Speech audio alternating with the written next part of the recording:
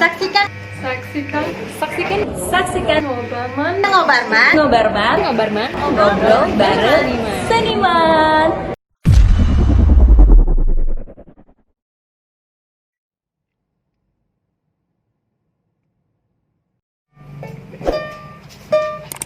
Assalamualaikum warahmatullahi wabarakatuh. Bro and sis Ngobarman di rumah. Kali ini masih di Madinang.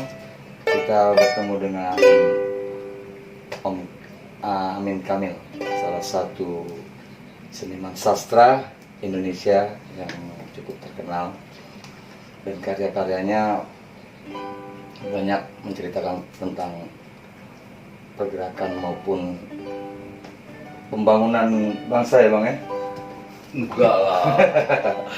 Gak apa. Ini Bang, jadi yang kita mau tanyain sebenarnya dari sisi personality dari Abang, misalkan perjalanan Abang dari semasa kecil atau semasa muda sampai memilih jalur ke seni sastra ini bagaimana Bang? Gitu. Kenapa nggak ke musik atau ke teater atau seperti itu? Apa ya?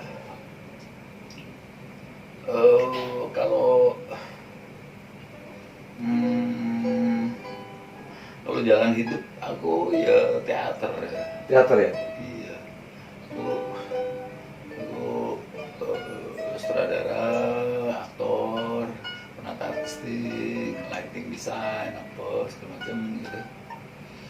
Terus juga aku punya grup juga, aku punya grup yang ganti-ganti beberapa kali ganti-ganti nama, tapi sekarang misalnya aku nama grup aku Republic of Performing Art. Oh, Republic of Performing Art. Iya, dan itu baru akhir tahun kemarin kita Festival Teater Dunia di Belarusia. Oh, Belarusia. Iya, sebelumnya di Georgia apa segala macam. Tapi nah, kalau urusan sastra juga aku bolak-balik Berlin itu juga festival penyair internasional, ya poetry festival, ke Meksiko kemana, tapi memang juga persoalannya adalah bahwa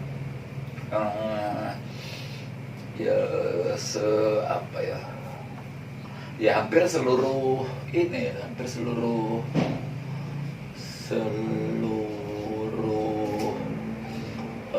mata seni atau seluruh cabang dalam bidang kesenian gitu kan, yang ditanya pertama kali itu adalah bahwa karyanya apa gitu. Iya betul. Kalau sekiranya aktor pernah main film apa, atau main teater apa, begitu juga pemusik apa, albumnya mana, yeah, apa segala macam, gitu juga apa sastrawan, bukunya apa.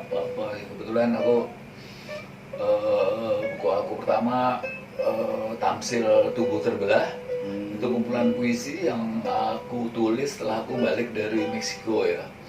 Dan kebetulan Tamsil Tubuh Terbelah itu 10 buku puisi terbaik Katulistiwa Literary Award. Gitu. Terus lama, karena terus kebetulan juga aku bukan cuma di teater atau di sastra, aku juga melukis juga. Aku melukis juga, aku juga nari juga, aku juga aku bikin film juga. Iya.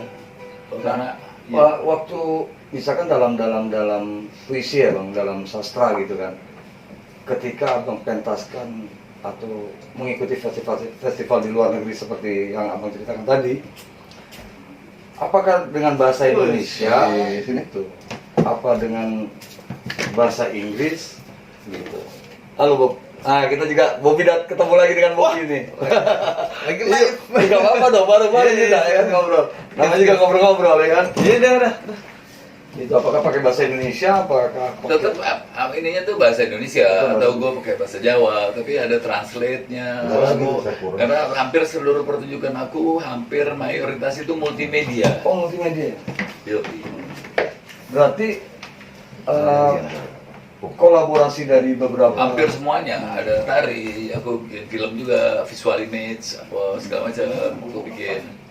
ya teks juga segala macam gitu. Yang apa yang membuat abang cinta dengan dunia teater dan sastra itu apa sih bang? Gitu loh. Dari segi apanya gitu loh? Enggak, kalau apa ya, itu kan hampir seluruhnya itu sebenarnya kan apa sih, panggilan jiwa atau apa gitu loh. Apa memang kan kalau teater sama sastra itu lebih ekspresif untuk kedalaman jiwanya dibanding musik, mungkin seperti itu kali bang ya? Aku pikir semuanya sama. Sama ya? Sama. Oke, yang satu urusannya ke bunyi, yang satu urusannya visual, yang satu urusannya kejernihan pikiran dan kejernihan perasaan, satu lagi keindahan gambar, segala macam, keindahan gerak, kayak gitu ya. Tapi dalam karya abang pasti dong apa mengutamakan kejujuran dari hati ya kan, dari pikiran untuk apa namanya menyampaikan sesuatu ya, keresahan yang ada di dalam jiwa abang itu ya, atau yang terjadi di lingkungan abang sendiri misalnya seperti enggak pasti selalu begitu ya. Karena misalnya puisi-puisi aku tuh ada saja perjalanan, ada saja banyak, ada yang bilang sufistik, ada juga saja sosial politik. Karena buat aku setiap penciptaan itu bukan cuma sekedar teknik gitu loh. Kalau sekedar teknik aku setiap hari aku bisa bikin puisi, 5 puisi aku bisa, cuma aku nggak mau. Karena memang juga tergantung juga bahwa kita dapat rangsangan apa, kita dapat apa yang kita pikirkan, apa yang kita rasakan. Terus kemudian juga tapi juga nggak setiap realitas kejadian sosial aku coba tulis, karena kadang-kadang juga pikir enggak ini nggak nyambung juga gitu. Bukan nggak nyambung, tapi wah ini nggak relevan ya. Bukan nggak relevan. Ya banyak penyair-penyair yang menulis itu, tapi aku bilang enggak, ini lebay kalau aku nulis. Jadi maknanya itu nggak dibilang jujur juga nggak jujur berarti dong nggak? Ya bang, benar nggak? Iya. Hanya mencari pencitraan lah kalau kata orang sekarang gitu kan, benar nggak?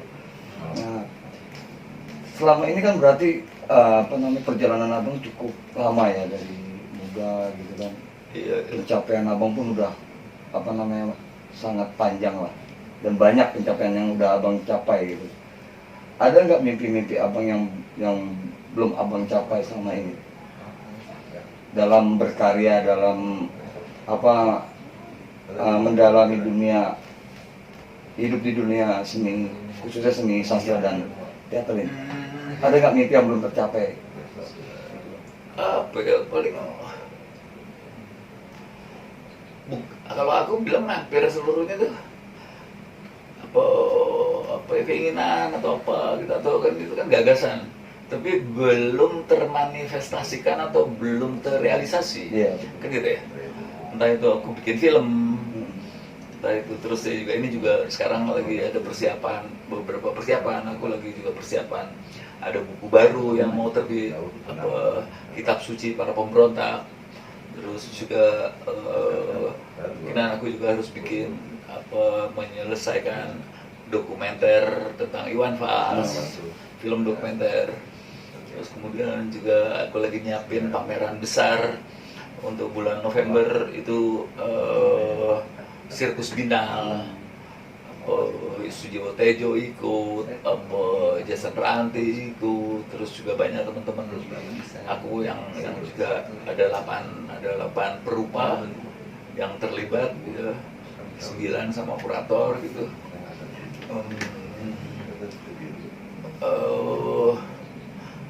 Karena kalau aku urusan pencapaian, aku pikir takkan lari gunung dikejar. Karena hampir setiap tahun aku selalu keluar negeri. Harusnya juga tahun ini aku ke Kolombia. Tapi ada tujuan-tujuan yang memang mungkin mimpi abang yang masih ini gua harus bikin ini nih, harus gua buat ini nih. Seperti itu kali ya. Karena kalaupun kalaupun aku bikin buku, pasti bukunya beda sama yang lain. Ya dong, otomatis karena ada karakter dan ciri khas. Bukan cuma karena itu aja, karena hampir seluruhnya buku. Kalau buku aku di dalamnya ada lukisan aku, di dalamnya juga ada CD, album, Mencakup semua karya abang ada di situ lah ya. Dituangkan dalam sebuah buku itu. Nah sekarang pendapat abang terhadap teman-teman seniman yang sekarang, khususnya muda-muda nih kan banyak banget gitu kan pengaruh sangat kuat dari budaya-budaya asing gitu kan. Sedangkan padahal di kita ini, budaya kita ini sangat kaya kan gitu bang, dari Sabang sampai Merauke. Nah menurut pendapat abang, bagaimana kita bisa bukan menyentil sih, tapi mengajak mereka untuk bisa lebih care, lebih peduli dan lebih memperhatikan seni budaya tradisi gitu. Dibanding yang dia menginfluence atau mengadopsi dari budaya-budaya. Iya, kalau itu juga ini itu kan walaupun misalnya aku omong gitu bahwa kan itu ya setiap orang itu punya kebebasan sebenarnya, tapi juga bagaimana juga pemerintah juga mencoba untuk juga membuat kurikulum yang memang juga sejak usia dini sudah diperkenalkan dengan seni tradisi. Sebetulnya itu begitu juga misalnya media televisi juga harusnya juga memberi ruang juga. Ya karena kan dalam pendidikan sendiri saat ini yang terjadi adalah salah satu direktorat yang harusnya memang membawa kesenian itu kan hilang bang. Gitu. Yang ada sekarang direktorat kebudayaan. Iya, tapi itu kan juga di dalamnya ada kesenian juga ya, walaupun kesenian terus porsinya seperti nggak seperti dibatasi seperti itu nggak? Enggak. Itu harus kalau aku harus dibebaskan urusan yang seperti itu, karena juga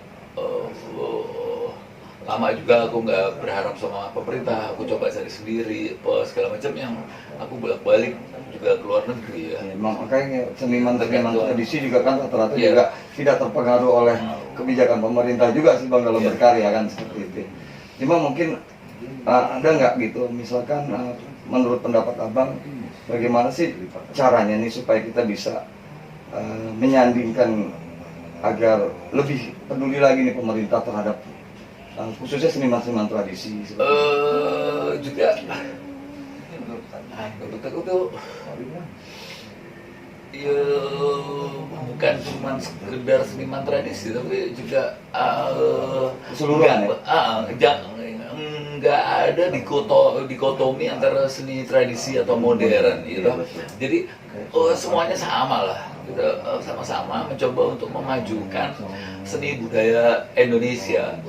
Tinggal terus persoalannya adalah bahwa bagaimana mencoba untuk mempackage karya itu, terus kemudian juga mencoba mencari solusi bagaimana juga mendistribusikannya, juga bagaimana mempresentasikannya ke publik. Itu kepikiran juga harus coba dibongkar, tapi juga terusnya juga si senimannya sendiri juga harus juga mau introspeksi diri, dan dia juga mau terus juga belajar untuk menggali dirinya semaksimal mungkin, sehingga memang muncul kualitas yang sesungguhnya. Tapi terkadang kan gini bang, terbentur juga dengan birokrasi yang kayaknya bukan mengada-ngada sih, tapi yang harusnya bisa langsung gitu, seperti itu kan gitu bang. Kadang-kadang iya, tapi hampir itu kan apalagi balik lagi mungkin ke senimannya kan ya. Tapi kan juga ini persoalan misalnya urusan globalisasi, wah tantangannya lebih berat. Apalagi sekarang. Iya, mau nggak mau kita ini juga harus lebih agresif ya buat aku. Nah ini pada saat pandemi kayak gini nih, kegiatan abang berarti agak terbatasi atau gimana? Ada beberapa yang terbatas, tapi juga ya aku tetap terus berkarya. Aku sekarang juga lagi sedang persiapan untuk diminta untuk bikin karya penyair Sapardi Djoko Damono, tapi terusnya juga karena urusan online aku nggak begitu seneng sama yang online apa segala Karena macam. mungkin jiwanya nggak masuk sih. Tapi terusnya gue bilang oke, aku ikut, tapi mau aku seperti ini. Jadi aku bikin video khusus, terus aku coba edit. Berarti dengan konsep abang ya? Iya, betul. Iya. Itu berarti Iya. apa namanya? Abang juga coba apa namanya melebur dalam situasi sekarang ini dengan teknologi digital seperti itu ya bang ya? Iya dong. Karena itu kan cuman satu pintu dari apa begitu banyak pintu-pintu yang terserah kita bebas untuk memilih pintu-pintu mana aja yang bisa kita masuki. Dan ya, kembali lagi ke persoalan individu senimannya sendiri juga, karena kan juga belum tentu juga dia akrab, belum tentu juga dia menguasai, belum tentu juga dia punya channel untuk itu, untuk masuk seperti apa nih. Terus bisa jadi juga pada saat dia mencoba untuk memasuki itu, dia malah dibebani pikirannya untuk waduh apa nih, apa konten berikutnya apalagi sementara juga urusan kapasitasnya juga belum tentu, belum sampai iya, urusan persoalan intelektualitasnya, persoalan kapasitas, kemampuan tekniknya, skillnya dan sebagainya. Baik, itulah sebuah obrolan dengan Bang Amin Kamil, salah satu sastrawan Indonesia yang prestasinya nggak bisa lagi kita sebut satu-satu karena banyak banget. Jadi intinya adalah kesimpulannya bahwa seniman itu harus rajin, bisa mengapresiatif karya-karya teman-teman yang lain, ya, iya, betul. supaya bisa menambah input atau menambah wawasan, menambah pengetahuan, ya, menambah inspirasi, ya, dan perbandingan agar karya-karya teman-teman di rumah bisa lebih maju daripada karya-karya sebelumnya. Iya. Sampai jumpa dengan ngobrol Bang Seniman dan bersama Bang Amin Kamil. Wassalamualaikum warahmatullahi wabarakatuh. Salam.